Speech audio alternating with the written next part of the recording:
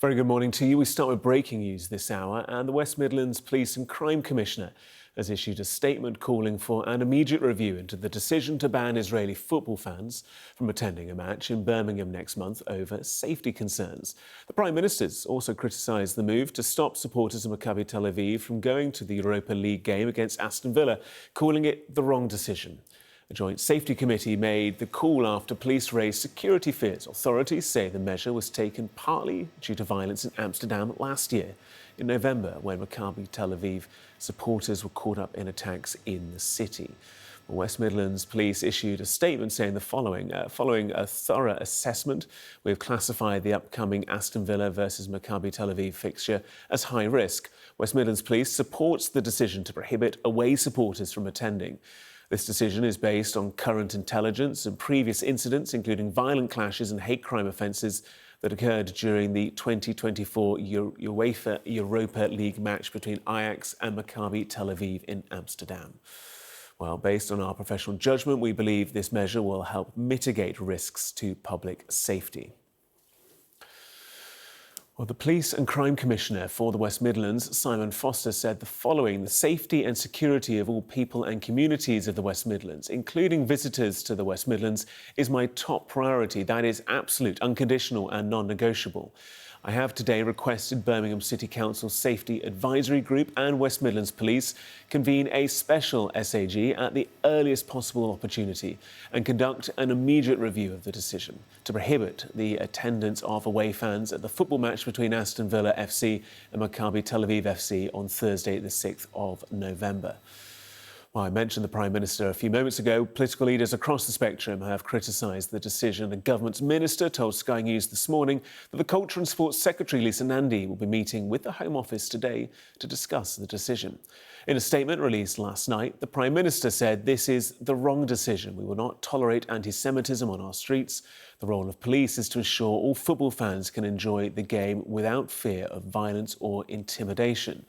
Meanwhile, the Leader of the Opposition, Kemi Badenoch, also reacted to the decision. She said this is a national disgrace. How have things come to this? Starmer pledged that Jews are welcome and safe in Britain, that he stands shoulder to shoulder with the Jewish community and will use the full force of his government to prove it. Will he back those words with action and guarantee that Jewish fans can walk into any football stadium in this country? If not, it sends a horrendous and shameful message. There are parts of Britain where Jews simply cannot go. Let's bring in our political correspondent, Amanda Acas, for more on this. Tell us more about some of the reaction and the discussion that's surrounding this decision. Well, I think it's quite striking what we've heard from the Prime Minister. It's very unusual to hear a figure at the top of government openly criticising an operational decision of the police in this way, particularly after the past few weeks when he's been so open about talking about the importance of no political interference in the legal process. Now, I think it shows really the level of anger across the board about this decision. As you say, we heard what Kemi Badenoch has been saying about it, but also Sir Ed Davey from the Liberal Democrats saying it is a serious mistake. Nigel Farage has said it's racial discrimination being taken to a new level. And in fact, the criticism of this has gone international with the Israeli Foreign Minister, Gideon Saar, describing this as a shameful decision, saying, I call on the UK authorities to reverse this coward decision. Well, will they do that? We've been told this morning that the Culture Secretary, Lisa Nandy, is meeting with the Home Office this afternoon, speaking to other officials involved in this case. And we'll be talking about what can be done to resolve this situation, we're told. Ministers this morning saying it's completely and utterly inappropriate as a decision, unacceptable. And we understand that the government really are working to try and see what can be done to ensure that fans from both sides can be in attendance on the game. Could that mean an influx of additional policing resources? We've seen in recent months and years a huge level of policing that's been poured into the streets of London, for example, when we've seen those protests, pro-Palestinian protests. So I think that makes all of this particularly jarring.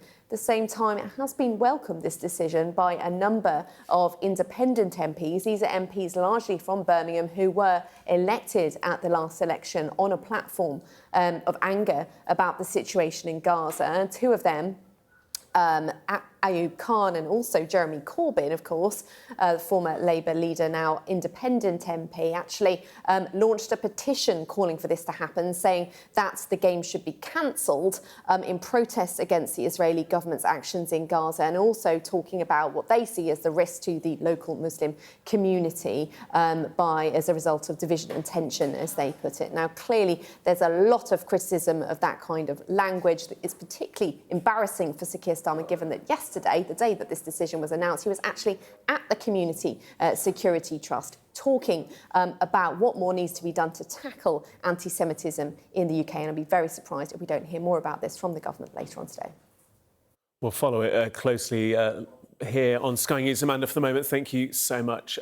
Just seeing in the past few moments a statement from Emily Damari, a British Israeli held captive by Hamas for 15 months before being released in January, and supports football teams Maccabi Tel Aviv and Tottenham Hotspur. She's posted on social media, "I was released from Hamas captivity in January and I am a diehard fan of Maccabi Tel Aviv. I'm shocked to my core with this outrageous decision to ban me, my family and my friends from attending an Aston Villa game in the UK.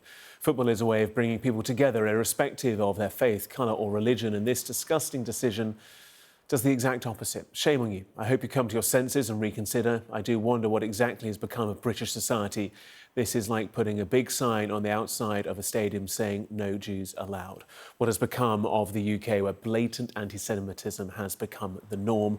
What a sad world we are living in." The reaction there from Emily Damari, British Israeli former hostage who was held by Hamas for 15 months. Just taking a quick look at the Sky News website, there is the live page running on the website and app. Plenty more on this story to come here on Sky News Today.